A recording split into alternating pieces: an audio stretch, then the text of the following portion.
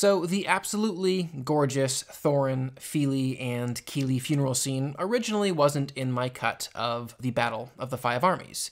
The reason being, it felt just a little bit redundant. Ultimately, we'd had these beautiful scenes between Bilbo and Thorin, Bilbo and Gandalf, Kili and Tauriel, and even all the rest of the dwarves with Thorin.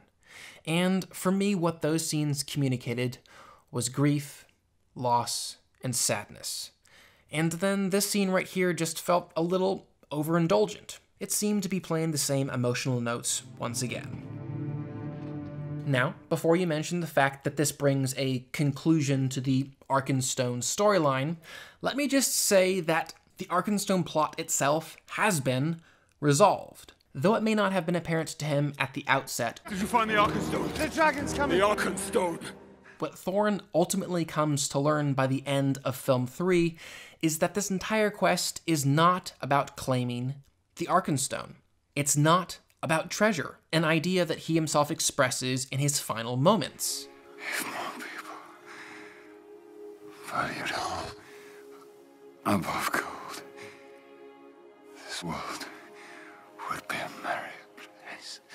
He and the filmmakers have told us that this film is not about treasure, it's not about the Arkenstone. So for me personally, that couldn't be my primary motivation to reinsert this scene into the cut. But then I remembered a really beautiful eulogy given by Gandalf in one of these special features found on the Battle of the Five Armies extended Blu-rays. The king has come unto his own. And after listening to that, I realized if I could somehow get that speech into this scene, it would add something new. The eulogy was not just about grief. It was about this core group of dwarves saying goodbye to their king and moving on. Something that we see Bilbo, our lead character, not really able to do quite as well. That's where the melancholy feeling comes from at the end of the film. This character misses his friend and will go a long time, maybe even to his grave, without ever really feeling a similar kind of connection.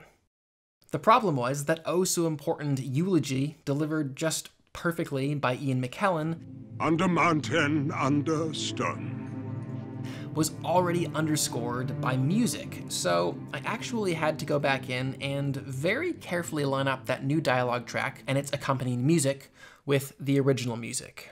Through all the lands, let it be known. It ultimately did take rearranging and trimming some of the shots, but I could not be happier with the finished result.